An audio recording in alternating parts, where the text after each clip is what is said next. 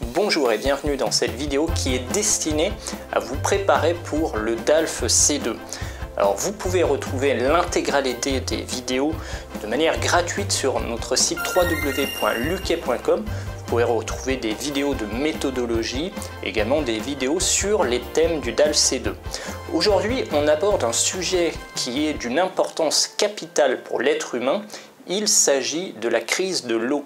Quand on parle d'eau, on parle de l'eau que l'on utilise au quotidien. Cette eau, on l'utilise bien sûr pour boire. Si on ne pouvait pas boire d'eau, on ne pourrait pas vivre. Et on voit que dans certains pays d'ailleurs, pour boire de l'eau, c'est assez difficile. On ne se rend pas compte dans les pays européens qu'il est si simple d'appuyer sur un bouton et d'avoir 1 litre d'eau tout de suite.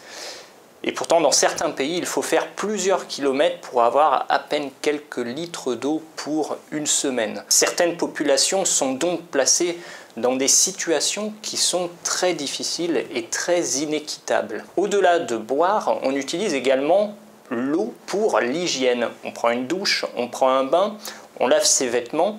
Tout ça utilise de l'eau et donc on voit qu'on a une certaine quantité d'eau que l'on utilise au quotidien de manière personnelle. Mais cette utilisation de l'eau à titre privé n'est pas la plus grande consommation d'eau que l'on pourrait exprimer à l'échelle d'un pays.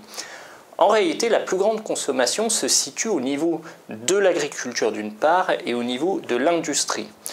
Pour faire pousser des légumes, pour faire pousser des arbres à fruits, on va avoir besoin d'irriguer des champs, ça veut dire d'arroser avec de l'eau des champs, et ainsi on peut obtenir le fruit d'une production. Et dans l'industrie, on va utiliser l'eau dans de grandes quantités pour nettoyer des matériaux ou dans différents cycles de production d'un objet. Parfois, on peut avoir besoin de grandes quantités d'eau. Par exemple, pour refroidir des objets qui sont très chauds, parfois on va les plonger dans des immenses bains. C'est le cas par exemple des centrales nucléaires où l'on refroidit les éléments nucléaires dans des piscines d'eau. Et puis ensuite, on pourra également citer une utilisation quotidienne de l'eau qui est par exemple, dans certaines villes, on a des fontaines, on a des piscines, on a beaucoup de piscines en France dans les villages, et ici également, on a un certain volume de consommation d'eau. Si aujourd'hui l'eau pose un problème, c'est en partie et en grande partie à cause du réchauffement climatique. Le réchauffement climatique impose un stress hydrique dans certaines régions. Si l'on ne parle que de la France, déjà un pays qui est sur une zone tempérée, c'est-à-dire une zone où il pleut relativement suffisamment dans l'année, où il ne fait pas trop chaud, on a des périodes dans l'année, en été notamment, où on est en stress hydrique. Ça veut dire qu'il y a certaines zones en France où l'on manque d'eau pour assurer le quotidien des habitants. Donc, par exemple, on n'aura pas assez d'eau pour faire les cultures ou pour remplir les piscines. C'est à ce titre d'ailleurs que certaines municipalités imposent parfois des restrictions d'eau. Par exemple, il est interdit de laver sa voiture à telle période de l'année, où il est interdit d'utiliser la piscine, de remplir du moins la piscine avec de l'eau. Pour comprendre le problème de l'eau, je voudrais vous montrer ce graphique qui est le cycle de l'eau. Alors l'eau s'écoule le long des rivières et des fleuves et part donc des montagnes et arrive jusqu'à la mer. À la mer, elle est rejetée, elle va s'évaporer et elle va former des nuages. Ça vous rappelle très certainement des cours de géographie que vous avez suivis quand vous étiez petit. Ces nuages vont arriver sur les montagnes et ils vont se précipiter sous forme de pluie qui vont bien sûr redescendre le long des fleuves ou sur les terres. Au-delà du fleuve et des rivières, on a également sous la terre ce qu'on appelle des nappes phréatiques. C'est une sorte de prolongement des rivières. Ce sont des grandes étendues d'eau que l'on peut trouver à certains endroits et où l'on vient puiser l'eau que l'on va boire. Alors dans les villes, je vous le rappelle, on ne prend pas l'eau directement dans la rivière, on vient chercher l'eau dans les nappes phréatiques. Et dans un deuxième temps, lorsque l'eau est usée, par exemple l'eau des toilettes, l'eau de pluie, l'eau des égouts, va passer par des stations d'épuration pour pouvoir enlever la plupart des résidus, la plupart des bactéries, et on va pouvoir rejeter une eau plus ou moins propre directement dans la rivière cette fois-ci. Lorsque l'on a conscience de ce cycle de l'eau, on peut regarder ce qui se passe à l'échelle de plusieurs pays qui seraient autour d'un même fleuve. Alors lorsqu'on a un fleuve qui passe au milieu de deux pays, en général la frontière se fait pile au milieu du fleuve, et ce qui fait que les deux pays sont responsables du fleuve à égalité. En revanche, lorsqu'un pays se trouve en amont et qu'un autre se trouve en aval du fleuve, c'est là où les problèmes commencent. Car le pays qui se situe en amont a un pouvoir un peu plus important sur celui qui se situe en aval. En effet, il peut très bien choisir de créer un barrage sur le fleuve pour pouvoir créer de l'électricité.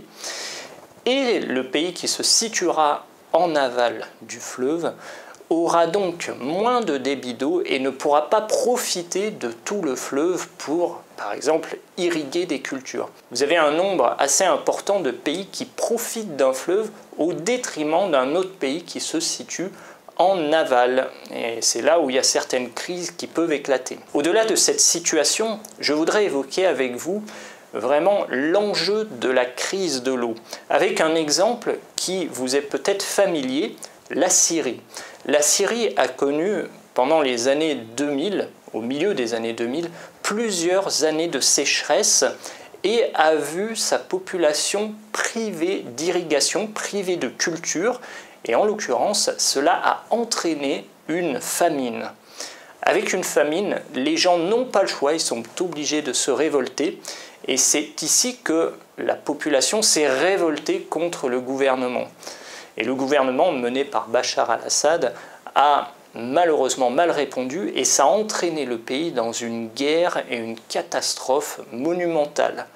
Donc on voit que cette catastrophe qui dure déjà depuis plus de 10 ans suit ce pays et va sûrement se prolonger encore pendant des dizaines d'années car le réchauffement climatique augmente et il est certain que la situation de la Syrie ne va jamais s'arranger. La pluie ne reviendra pas aussi facilement. La Syrie est vraiment plongée dans une situation catastrophique. On ne peut pas faire de culture et le peuple a faim. Qu'est-ce qu'il fait? Il se révolte ou alors il fuit vers d'autres pays.